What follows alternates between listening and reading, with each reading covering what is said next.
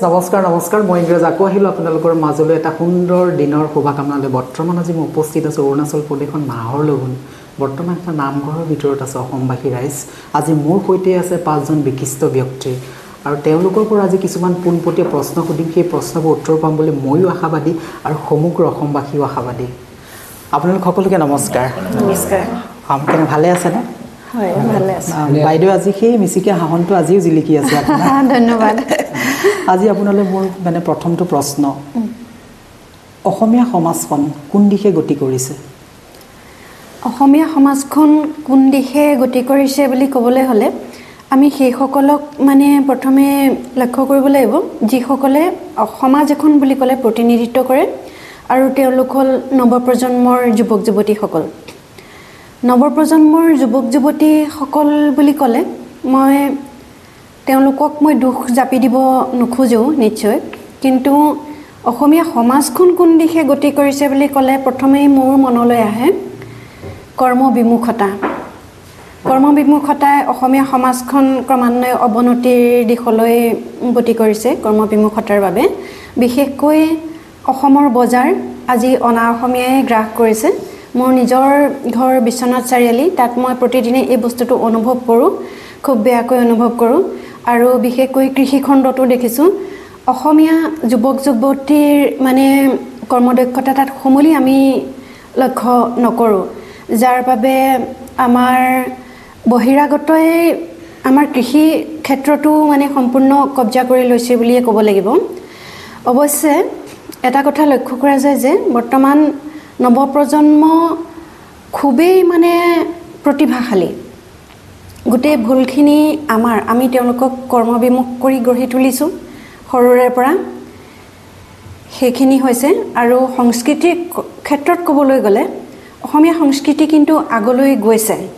আমি যেতিয়া সৰু সৰু আছিলোঁ, স্কুল কলেজীয়া ছাত্ৰ ছাত্ৰী আছিলোঁ, তেতিয়া কিন্তু নৱপ্ৰজন্মৰ যুৱক যুৱতীসকলক এই যিখিনি আমাৰ মানে সংস্কৃতি, নামঘৰ ভাওনা সংস্কৃতি, এইখিনি ইমান উন্নত হোৱা নাছিল। এতিয়া দেখোঁ আমি শিশুৰ ভাওনা, মহিলাৰ ভাওনা, এই বস্তুবিলাক কিন্তু খুব ভাল হৈছে। কিন্তু তাতো এটা কথা আছে, ভাওনাত বচন মাতিছে ঠিকেই, শুদ্ধ ভাষাত মাতিছে, তাৰ পৰা ওলাই আহি কিন্তু আমাৰ ল'ৰা ছোৱালীয়ে যিটো ভাষা ব্যৱহাৰ কৰি আজি কথা ক'ব আৰম্ভ কৰিছে, সেইটো খুবেই দুখজনক কথা। মানে সকলোৰে গুৰিটো মই ভাবোঁ যে ভাষাটো হাতত নহ'লে আমি যদি আমাৰ মাক চিনি নেপাওঁ, আমাৰ আইক চিনি নেপাওঁ, মাতৃভাষাটোৱে চিনি নেপাওঁ, আমাৰ ফিলিংছটো নাহে। আচলতে ফিলিংছটো নাহিলে এই গোটেই বস্তুখিনিত প্ৰতিটো দিশত আমি আগবাঢ়ি যাব নোৱাৰোঁ। আপুনি ক'ব বিচাৰিছে অভিভাৱকসকল মানে সচেতন হ'ব লাগিব, তেতিয়াহে আমাৰ জাতিটো আগুৱাই যাব পাৰিব, নহয় জানো? মই আপোনাৰ কাষলৈ আহিছোঁ, আপুনি কি জনাব? আমি জনাম মানে কথা হ'ল, আজি যদি নৱপ্ৰজন্মক আমি দুখ দিব নোৱাৰোঁ, দুখ জাপি দিব নোৱাৰোঁ, তেওঁলোক আমাতকৈ এতিয়া বৰ্তমান নৱপ্ৰজন্ম বহুত টেলেণ্ট হয়, টেলেণ্ট গ্ৰুপবিলাকে আহি আছে। এতিয়া আমি যিবিলাক বস্তু আমি বেয়া বুলি ভাবোঁ, সঁচাকৈ কিছুমান বস্তু বেয়া নহয়। আমি প্ৰথমতে যদি আমাৰ নিজৰ ভাষা সংস্কৃতি সেইবিলাক ৰক্ষা কৰিবলৈ হ'লে আমি ৰাজনৈতিকভাৱে সবল হ'ব লাগিব, আৰ্থিকভাৱে টনকিয়াল হ'ব লাগিব আৰু সামাজিকভাৱে ঐক্যবদ্ধ হ'ব লাগিব। এই তিনিওটা দিশত যদি আমি লক্ষ্য কৰোঁ,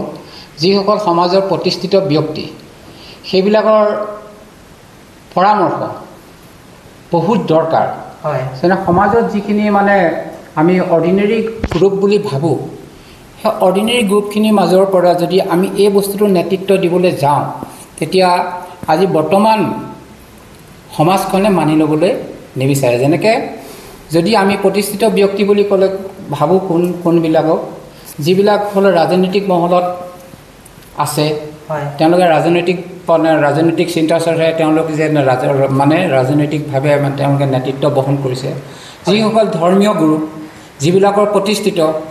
সেই ধৰ্মীয় গুৰুসকলে যদি উপদেশ দিয়ে, যিখিনি মানে যেনেকৈ হ'ল ইউনিভাৰ্চিটিৰ যিখিনি প্ৰফেচাৰ আছে, তেনেকুৱা যদি প্ৰতিষ্ঠিত ব্যক্তিয়ে সমাজখন আগুৱাই নিবলৈ হ'লে ৰাজনৈতিক ক্ষেত্ৰত তেখেতলোকক কেনেকুৱা ধৰণৰ আমাৰ মানে নেতাক আমি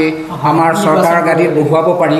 আৰু আৰ্থিকভাৱে টনকিয়াল হ'বলৈ হ'লে আমি কাম কৰিব লাগিব। কাম কিয় কৰিব লাগে, সেই কামৰ ওপৰত তেখেতলোকে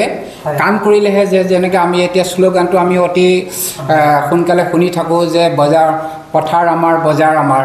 কিন্তু এই বস্তুটো শ্লোগানতহে মানে আছে মানে, কিন্তু এইটো হাতে কামে এতিয়ালৈকে হোৱা নাই। সেই কামত লগাবলৈ হ'লে সেই ল'ৰাখিনিৰ মাজত এটা সজাগতা আনিব লাগিব। সজাগতা মানে আমাৰ কৃষি, আপুনি চাওক আমাৰ অসমখন এখন বিশাল সংস্কৃতিৰে ভৰপূৰ। ব্ৰহ্মপুত্ৰ যেনেকৈ বিশাল, আমাৰ অসমীয়া সংস্কৃতিৰ ভঁৰালো ইমানেই বিশাল। গতিকে এই বিশাল সংস্কৃতিৰ বজাৰখনৰ মাজত আমি কেনেকৈ আৰ্থিকভাৱে টনকিয়াল হ'বলৈ হ'লে আমাৰ সংস্কৃতি ৰক্ষা কৰিবলৈ যদি আমি আৰ্থিকভাৱে যদি টনকিয়াল নহওঁ, তেতিয়াহ'লে আমাৰ সংস্কৃতি নহয়। বঙালী ভাষাত এটা কথা আছে, খালী পেটে সেৱা হয় না বুলি কয়। যদি আমি নিজৰ সংস্কৃতিৰ কথা ভাবিবলৈ হ'লে প্ৰথমতে আমি আৰ্থিকভাৱে টনকিয়াল হ'ব লাগিব। আৰ্থিকভাৱে টনকিয়াল হ'বলৈ হ'লে আমি কাম কৰিব লাগিব।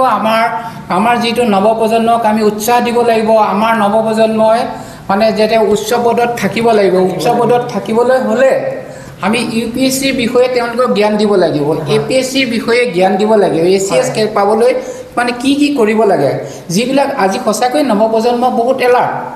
এতিয়া আজি নৱপ্ৰজন্ম এলাৰ্ট এইকাৰণে কৈছোঁ, আগতে আমাৰ দিনত যিবোৰ সুবিধা নাছিল আজিকালি নৱপ্ৰজন্মই পাইছে। আপুনি যদি মোবাইলটো বেয়া বুলি ক'ব নোৱাৰে যদি ভাল অৰ্থত লয়। আজি আজি আপুনি নিজে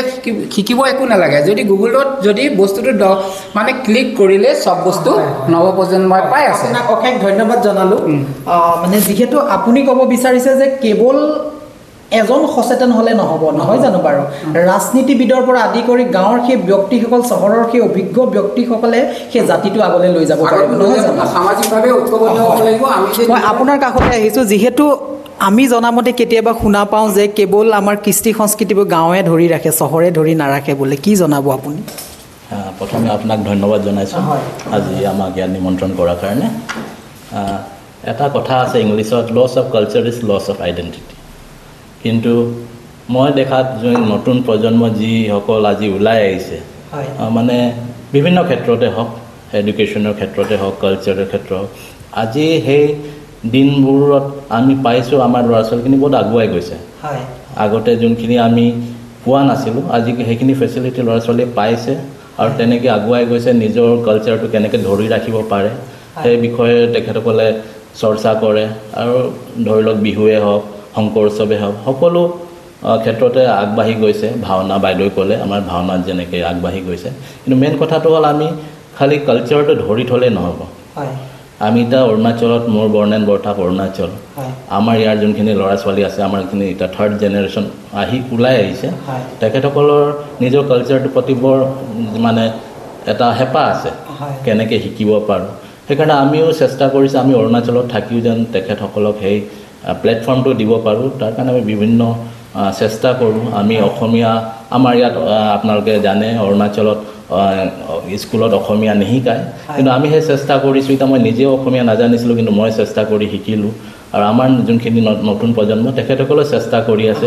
আৰু আপুনি দেখা পাব আমাৰ যোৱাবাৰ ভাওনাত আমাৰ ইয়াত পঢ়ি থকা ল'ৰা ছোৱালী যোনখিনি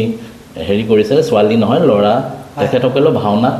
অংশগ্ৰহণ কৰিছে। সেইটো এটা আমাৰ এটা পজিটিভ চাইন, কি অকল তেখেতসকলে পঢ়া ছাইডতে নহয়, কালচাৰেলৰ দিশতো হওক। আৰু নতুন টেকন'লজি আজিকালি আছে, নতুন টেকন'লজিত আপোনালোকে খালী আমি দাদাই সঁচা কথা কৈছে, মোবাইলটো খালী দুটা আছে, মানে এটা ভাল ছাইডো আছে, বেয়া ছাইডো আছে। কিন্তু আমি সদায় ভাল ছাইডটো লৈ পিনি আগুৱাই যাব লাগিব। আৰু বিভিন্ন অনুষ্ঠানত যি ধৰণে আমাৰ ল'ৰা ছোৱালীখিনিয়ে আগবাঢ়ি গৈছে, সেইটো কিন্তু মানে এটা ভাল এটা লক্ষণ দেখিছোঁ। আৰু অসমকো তেনেকৈ আমি অসমত গৈ পাছত গৈ সেইখিনি দেখাব পাৰিম। তো আজি দেখিছোঁ অসমতো কেতিয়াবা মই ৰিচেণ্টলি মই গৈছিলোঁ, গুৱাহাটী গৈ আহিলোঁ, তাত দেখিলোঁ তাত মানুহবিলাক ইমান বিজি লাইফ, তাত কাৰ কাৰণে সময় নাই।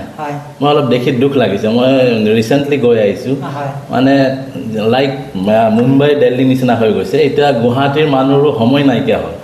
স্পেচিয়েলি ল'ৰা ছোৱালীখিনি ইমান বিজি, কোনোবা চাকৰিয়াল, কোনোবা পঢ়া শুনা, তেনেকৈ বিভিন্ন বিজি হৈ আছে। কিন্তু সেই বস্তুটো মই আমাৰ মানে অৰুণাচলৰ কথা কওঁ, অৰুণাচলৰ যোনখিনি আমাৰ ল'ৰা ছোৱালী আছে, হেৰি আছে, আমাৰ যি গাৰ্জেন আছে, পেৰেণ্টছ আছে, তেখেতসকলে সেই কথাখিনি আমাৰ ল'ৰা ছোৱালীখিনি শিকাইছে কি অতিথি দেৱ ভৱ, সেইটো এটা ডাঙৰ বস্তু। কিন্তু সেই অতিথি দেৱ ভৱটো আজিকালি মই অসমৰ মানে চহৰত দেখা নাই, গাঁৱত আছে, কিন্তু গুৱাহাটীত মই সেই বস্তুটো অলপ ফিল কৰিছোঁ কি অতিথি দেৱ ভৱৰ যোনটো মেইন থিম হয় সেই থিমটো নাই। সেইকাৰণে আমি ভাবোঁ কি আমি নিজৰ কালচাৰটো তেনেকৈ ৰখাব লাগিব আৰু আমি যিমান পাৰোঁ চেষ্টা কৰিব লাগে তেনেকৈ আগুৱাই যাব। আপোনাক অশেষ ধন্যবাদ জনালোঁ। আপোনাৰ কাষলৈ মোৰ ভংগীটো লাহে লাহে হেৰুৱাৰ নিচিনাই হৈছে,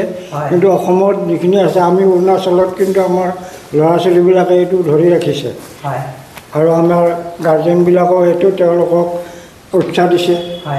সাহস দিছে। আৰু আমাৰ এইবিলাক বাহিৰৰ পৰা আমাৰ হেৰি আহে, ধৰক এই সত্ৰীয়া নৃত্য শিকাবলৈ আহে, এই বৰগীত শিকাবলৈ আহে, তেওঁলোকৰ ল'ৰা ছোৱালীবিলাকক বহুত মৰম চেনেহ কৰি আগ্ৰহ দিছে আৰু আমাৰ ল'ৰা ছোৱালীবিলাকো আগবাঢ়িবৰ কাৰণে সক্ষম হৈছে আৰু বহুত আনন্দ মনে তেওঁলোকে বহুতখিনি শিক্ষা গ্ৰহণ কৰিছে। ভাওনা ক্ষেত্ৰতো আজি আমি এই সৰু সৰু ল'ৰা ছোৱালীৰ আমাৰ কৃষ্টি কেন্দ্ৰত সোমাইছোঁ, ভাওনা পাঠ দিছোঁ আৰু তেওঁলোকে বহুত উৎসাহেৰে এইবিলাক কাম কৰি আছে। আৰু ময়ো আজি ইমান বছৰৰ পৰা দেখি আছোঁ, মোৰ আজি ইয়াতে 52 years হৈ গ'ল। এই নামঘৰৰ লগতে মই জড়িত হৈ আছোঁ, কৃষ্টি কেন্দ্ৰৰ লগতে জড়িত আছোঁ। আগৰ মানুহবিলাক গুচি গ'ল, এতিয়া আমাৰ এই ল'ৰা ছোৱালীবিলাকৰ লগতে খেলি মেলি মই আনন্দ মনে কাম কৰি আছোঁ, কোনো মই হেৰি পোৱা নাই। মোৰ এতিয়া বৰ্তমান 75 চলিছে। অসমীয়া সমাজখন কোন দিশে গতি কৰিছে বুলি ক'লে ক'বলৈ তেনেকৈ ভাষা নাই, কিন্তু তথাপিও আমি যেনেকৈ অৰুণাচলত আছোঁ, মোৰ এইসকলে যেনেকৈ কৈ গ'ল দাদাসকলে, তেনেকুৱাই ধৰক সেইখিনিয়ে হৈছে। আমাৰ ইয়াত যিখিনি ল'ৰা ছোৱালী অৰুণাচলত আছে, তেখেতলোকে আমাৰ গাৰ্জেন লোকে মানে ল'ৰা ছোৱালীখিনিক সকলো দিশৰ পৰা সাংস্কৃতিক ভাওনা, ৰাস, অসমীয়া পঢ়ুৱা শিকোৱা, ইয়াত আমাৰ নামঘৰতে এখন স্কুলো আছে বৰ্তমান অসমীয়া, তেনেকৈ সকলোৱে মানে সাংস্কৃতিক দিশটো ধৰি ৰাখিছে। অশেষ ধন্যবাদ জনালোঁ। আপোনাৰ কাষলৈ আহিছোঁ, আজি হাঁহকণ নাই, কি হ'ল?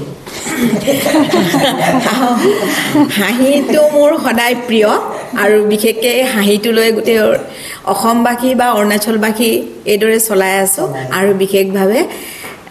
সকলো সমাজক আদৰি ল'বলৈ অপ্ৰাণ চেষ্টা কৰিছোঁ। তথাপিও য'ত কিঞ্চিত যিমানটো পাৰোঁ আগুৱাই যাম বুলি ভাবিছোঁ আৰু বিশেষভাৱে আপোনালোকৰ সকলো চেনেলৰ কৰ্মকৰ্তালৈ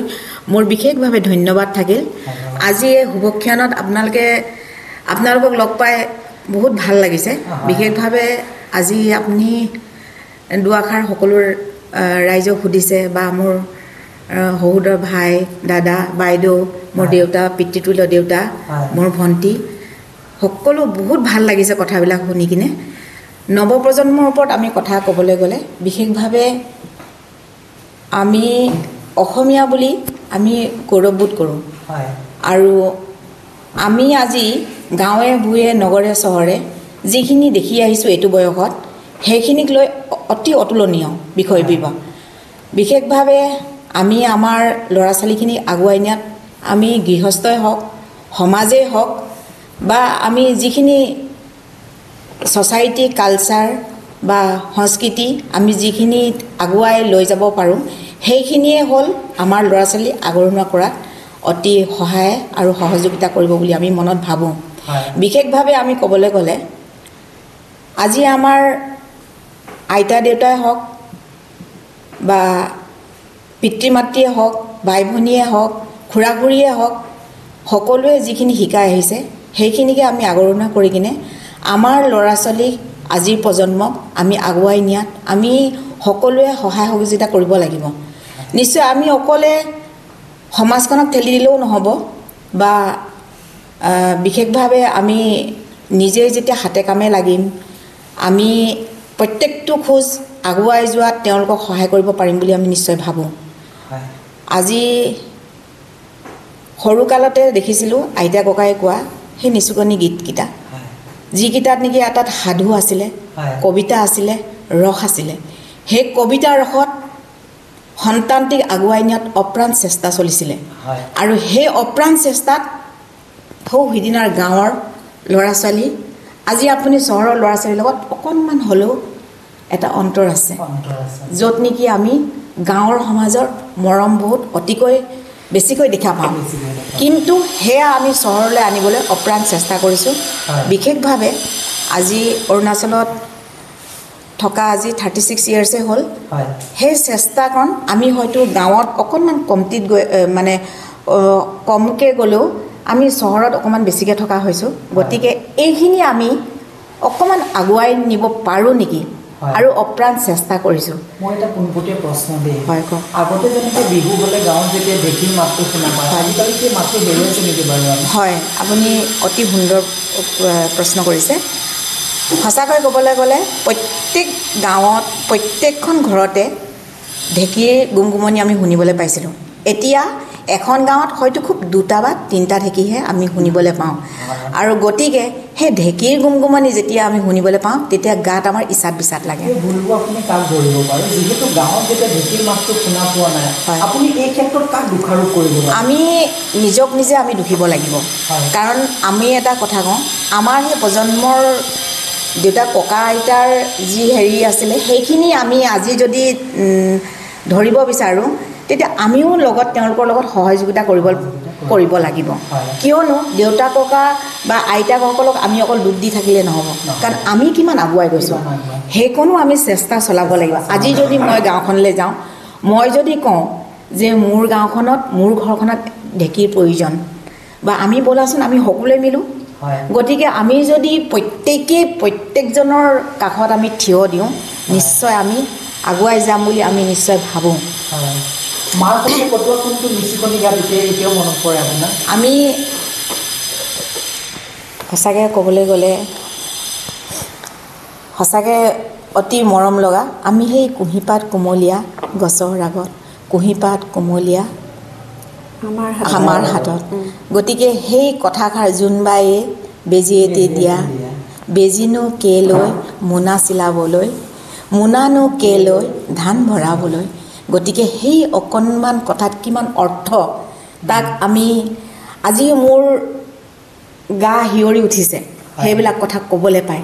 আৰু হয়তো নৱপ্ৰজন্মক এইখিনি নিচুকনি এটা শুনাই নিচুকনি গান এষাৰে আমি ল'ৰা ছোৱালীক আমাৰ নিজৰ যি সংস্কৃতি সেইখিনি কিমান আগুৱাই নিয়াত আমি সহায় কৰিব পাৰিম চেষ্টা কৰিছোঁ আৰু চেষ্টা কৰি যাম যেতিয়ালৈকে জীয়াই থাকোঁ তেজবল শক্তি থাকিব নিশ্চয় আমি আগতে যেতিয়া ককা আইতাৰ সৈতে কটোৱা নাতি নীতিবোৰ যেতিয়া মানে চোতালত বহি জোনবাইটোক চাই চাই বৰ ধুনীয়া ধুনীয়া সাধুবোৰ কৈছিলে আজিকালি আমাৰ ল'ৰা ছোৱালীয়ে সেইবোৰ হেৰুৱাইছে বুলি ভাবেনে আপুনি সেইখিনিতো এতিয়া নায়েই যোৱা বছৰ সাধুকথা দিৱসত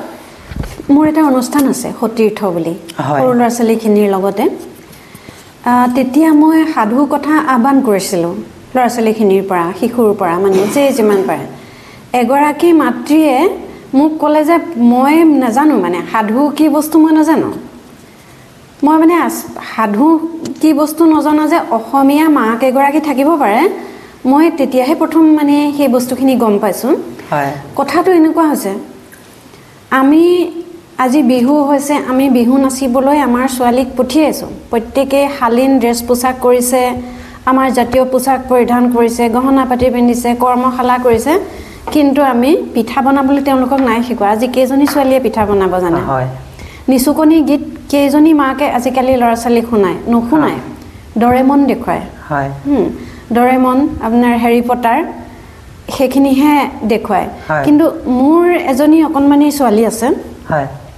8 বছৰ মই লক্ষ্য কৰিছোঁ তাই কিন্তু এই নিচুকনি গীত বা সেই ভীমৰ কথা ক'লোঁ অৰ্জুনৰ কথা ক'লোঁ ৰামৰ কথা ক'লোঁ সেইখিনিতে সিহঁতে ফূৰ্তি পায় বিৰাট ফূৰ্তি পায় কাৰ্টুন চালে অলপ পিছতে সিহঁতে গ'ল আৰু সেইখিনি কিন্তু এই বস্তুখিনি জোনবাই বেজী এটি দিয়া একেতে কোৱাৰ দৰে সেইখিনি সিহঁতে খুব ভাল পায় ছাৰ মই আপোনাৰ কাষলৈ আহিছোঁ কাৰণ অৰুণাচলত এখন জীয়া ছবি পাৰ কৰিলে নহয় জানো বাৰু এখন জীয়া ছবি হয়তো আকৌ অসমলৈ যাবগৈ লাগিব নিজৰ মাতৃভূমিলৈতো যাবই লাগিব জীৱনত এনেকুৱা স্মৃতি পাৰ কৰিছিলে নে ঘৰৰ সেই ককা আইতাৰ সৈতে কটোৱা সেই স্মৃতিবোৰ আজিও মনত পৰিলে বৰ আৱেগিক কৰি তোলে আকৌ যাওঁগৈ নেকি সেই দিনবোৰলৈ আকৌ উভতি যাওঁগৈ নেকি সেই সময়ত আমাৰ কি আছিলে আমাৰ ৰাতি ৰন্ধাৰ পিছত যেতিয়া গৰম দিনত বিশেষকৈ আমাৰ এজন ককা আছিলে ককাই ৰাতি ফুলকৰৰ সাধু কয় তেজীমলাৰ সাধু কয় এই সাধুবিলাক কৈছিল আৰু মাহঁতৰ মুখত আমি শুনিছিলোঁ শিয়ালীয়ে নাহিবি ৰাতি তোৰে কাণ একাটি লগাই দিম বাতি এনেকৈ আমাক নিচুকনি গীতবিলাক শুনাইছিল কিন্তু তাৰ ঠাই আজি মোবাইলৰ এই গীতবিলাকে ল'লে গতিকে আমি সেই অতীতক নাযাব পাহৰি অতীতক পাহৰি যোৱাটো আমাৰ অনুচিত আমি গতিশীল সভ্যতা সংস্কৃতিবিলাক গতিশীল সময়ৰ লগত মিলি মানে আগবাঢ়ি যায় প্ৰগতি হয় কিন্তু যিমান প্ৰগতি হ'লেও আমাৰ অতীতক পাহৰিব নালাগে সভ্যতা মানে development comes one after another এটাৰ পিছত এটা হয় কিন্তু হ'লেও আমি আচল যিটো আমাৰ সংস্কৃতি সভ্যতা সেইখিনি পাহৰি যাব নালাগে যেনে আমাৰ অসমীয়া সংস্কৃতিৰ মূল উপাদান আছিল প্ৰথম আমাৰ তামোল পাণটোৰ কথা যদি ভাবে শৰাইৰ কথা যদি ভাবে আমাৰ বিয়াত গোৱা বিয়ানামৰ কথা যদি ভাবে আমাৰ আগৰ বিহুৰ পুৰণা বিহু গীতবিলাক যদি ভাবে এইবিলাক হ'ল আমাৰ এটা ঐতিহ্য তাৰ ওপৰত যেতিয়া বিহু আছিলে ধৰক উদাহৰণস্বৰূপে বিহু আছিল গছৰ তলৰ বিহু গছৰ তলৰ পৰা চোতাললৈ আহিল চোতালৰ পৰা ষ্টেজ পালে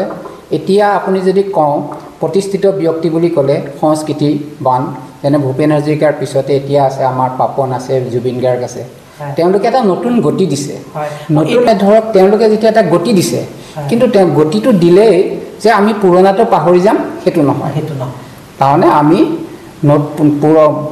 হেৰিয়া অতীতক লৈহে মানে অতীতক লৈ বৰ্তমানক লৈ ভৱিষ্যত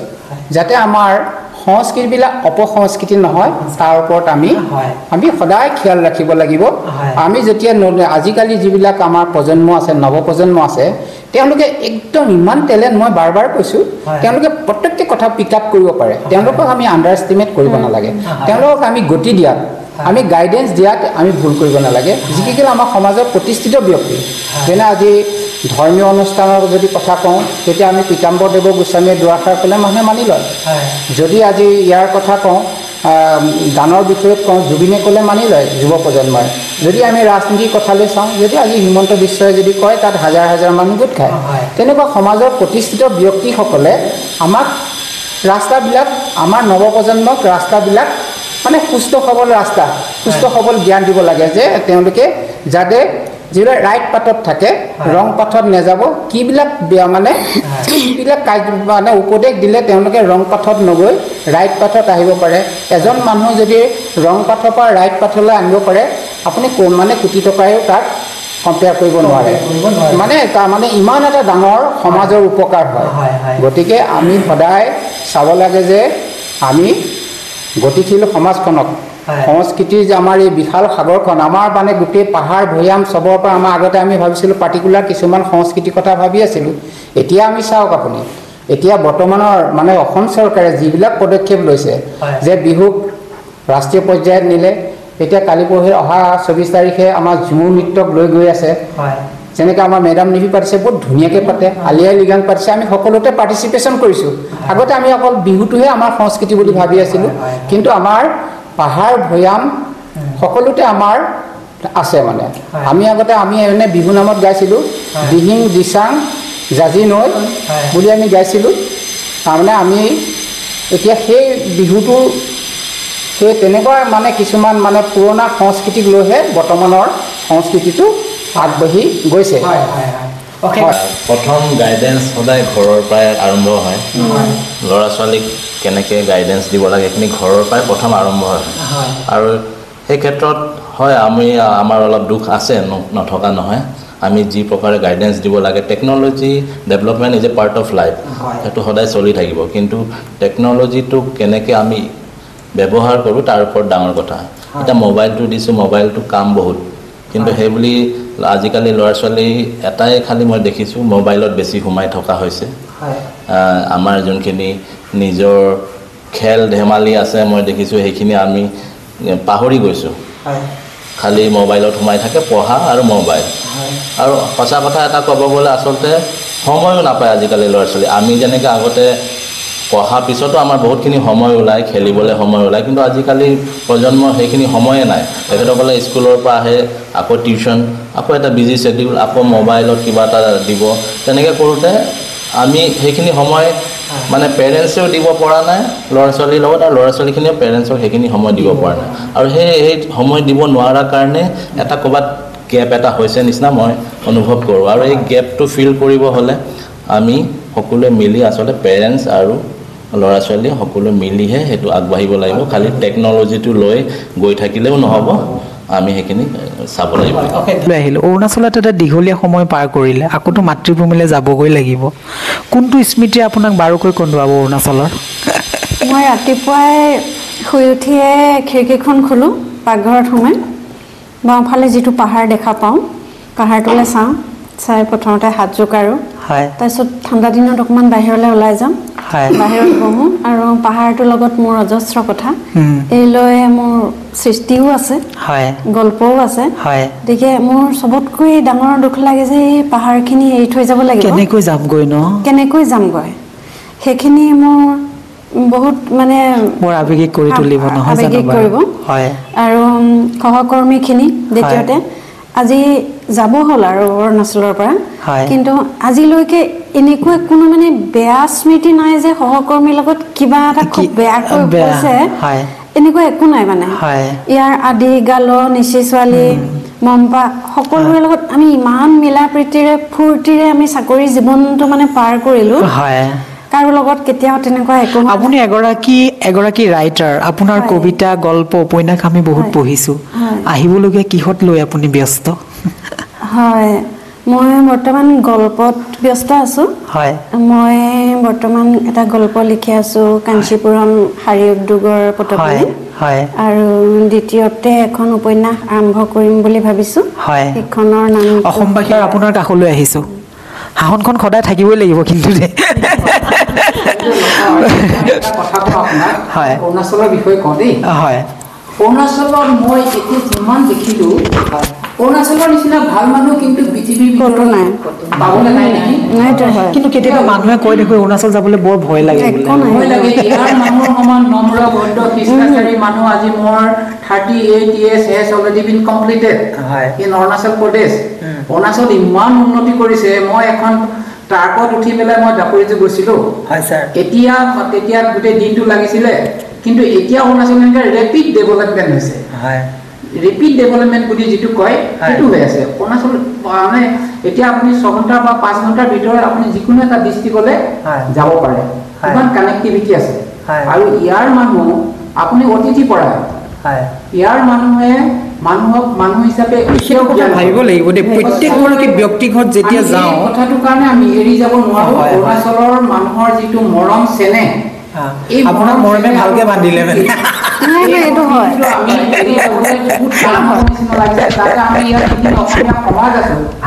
অসমীয়া সমাজখিনি মানে এনেকুৱা সমাজ আমি হয়তো তলতো নাপাওঁ আমি অসমীয়া সমাজ আৰু ইয়াৰ যিখিনি মানুহৰ আমাৰ কোপাৰেশ্যন আমাৰ প্ৰতিটো ক্ষেত্ৰত আমাৰ প্ৰতিটো অসমীয়া সংস্কৃতি আমি আগবঢ়াই দিয়াত অসমীয়া সংস্কৃতি আদান প্ৰদান কৰা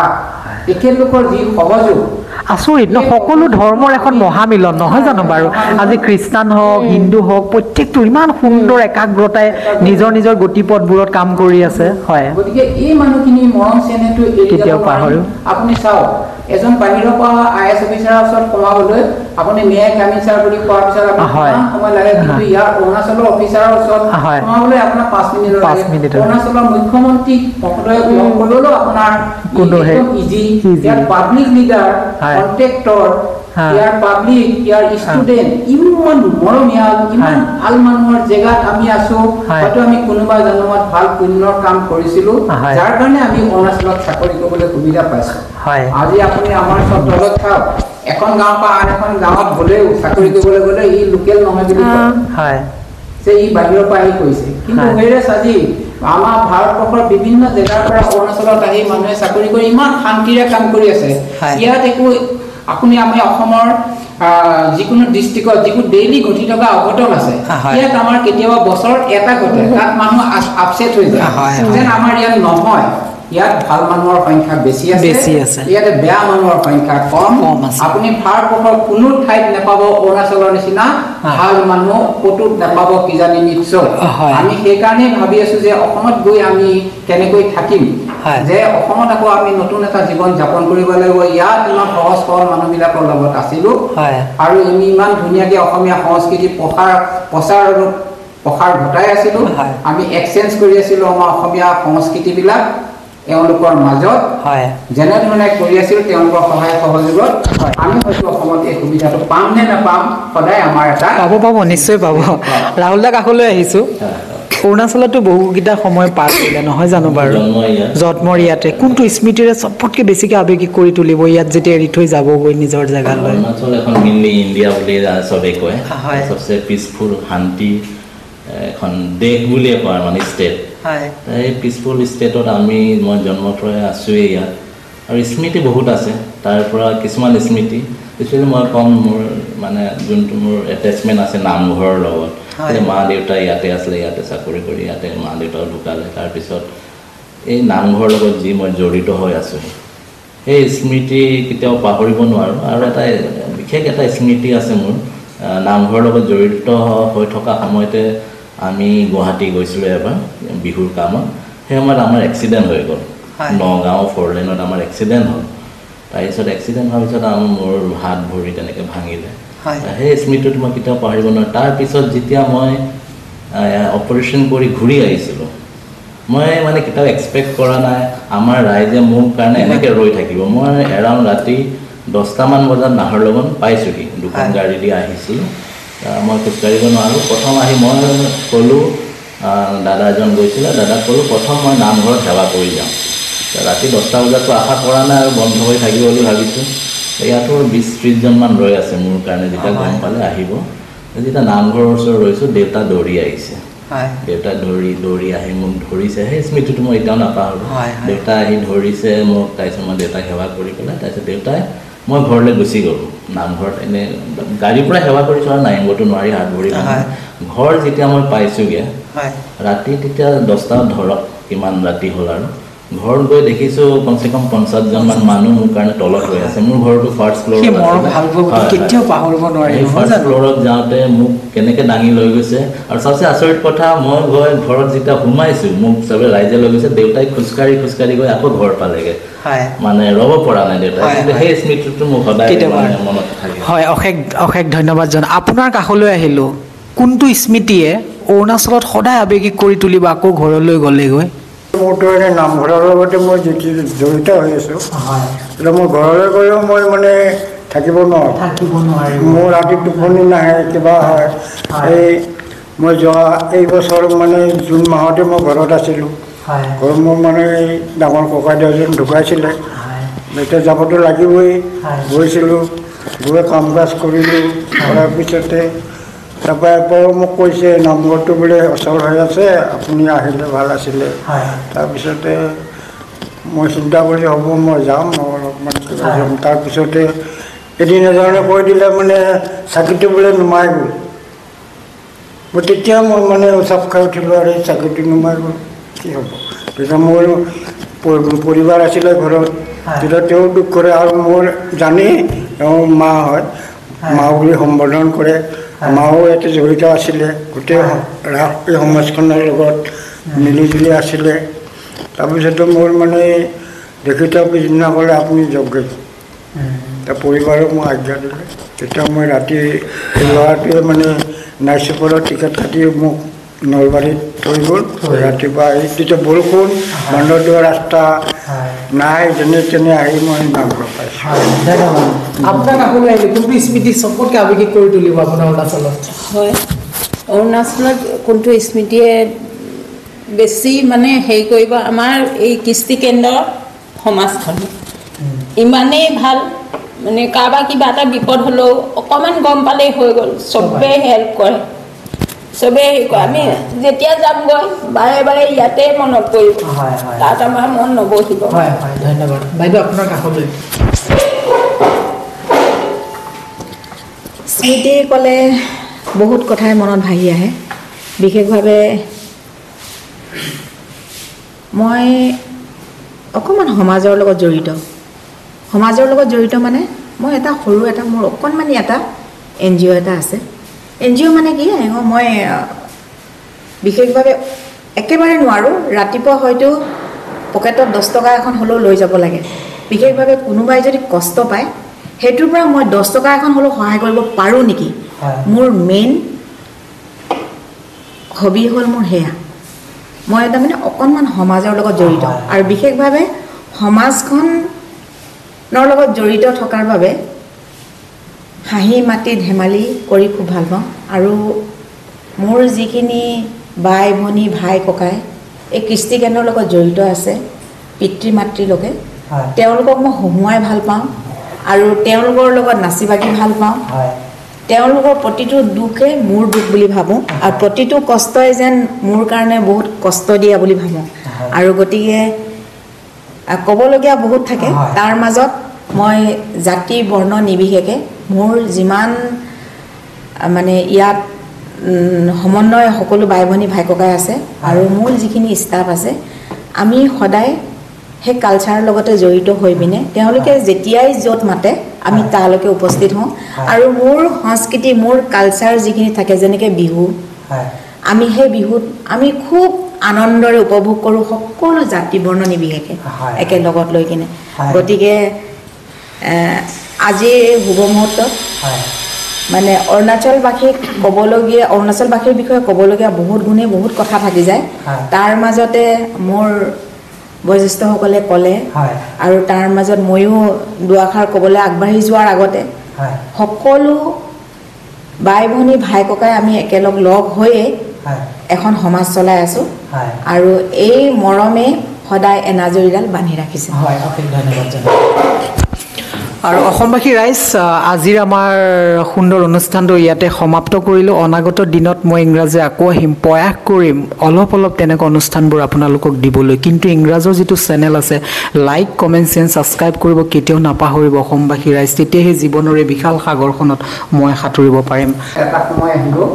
আমি অসমীয়া মানুহ অৰুণাচল প্ৰদেশৰ পৰা আমি কৰ্মসূত্ৰে আহিছোঁ কৰ্মসূত্ৰ মানে কৰ্ম শেষ হোৱাৰ পিছত আমি অসমলৈ ঘূৰি যাব লাগিব যদি আমি এই নামঘৰ সংস্কৃতিবিলাক আমি যদি জীয়াই ৰাখিবলৈ হ'লে অসম চৰকাৰে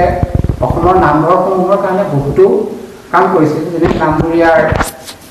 ভাতা দিছে নামঘৰ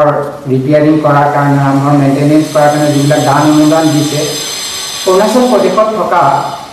নামঘৰবিলাকৰ কাৰণে যদি অসম চৰকাৰে অলপ হ'লেও চায় যিটো ফাইনেন্সিয়েল এইড অলপ হ'লেও দিয়ে যদি নামঘৰীয়াৰ যিটো ভাৰ্তা মাহিলী ভাৰ্তা সেই মাহিলী ভাৰ্তাটো যদি দিয়ে তেতিয়া আমাৰ অসমীয়া এই নামঘৰ সংস্কৃতিবিলাক বুলি ভাবোঁ আমাৰ অসমৰ বৰ্তমান ডাইনেমিক চিফ মিনিষ্টাৰ মাননীয় মুখ্যমন্ত্ৰী ডক্টৰ হিমন্ত বিশ্ব শৰ্মা দেৱলৈ মই এটা বিনম্ৰ অনুৰোধ আৰু মই আগতেও কৰিছোঁ বহুতবাৰ অনুৰোধ কৰিছোঁ মই তেখেতলৈ মই মেইলো দিছোঁ মোৰ মেইলৰ থ্ৰুৱেদি ব্যক্তিগতভাৱে যে আমাৰ নামঘৰবিলাকত অৰুণাচল প্ৰদেশত থকা নামঘৰবিলাকৰ কাৰণে কিবা এটা তেওঁ ফাইনেন্সিয়েলি ইয়াত আগবঢ়াওক আৰু নামঘৰীয়া ভাৰ্তাটো যদি পূৰা আদমে যদি দি থাকে তেতিয়াহ'লে আমাৰ এই নামঘৰ সংস্কৃতিটো জীয়াই থাকিব বুলি ভাবোঁ আমাৰ গুৰুজনাৰ অসমৰ সৃষ্টিয়ে নামঘৰ ভাগ জীয়াই থকাত সহায় ধন্যবাদ ছাৰ এটা কথা কৈছোঁ মুখ্যমন্ত্ৰীলৈ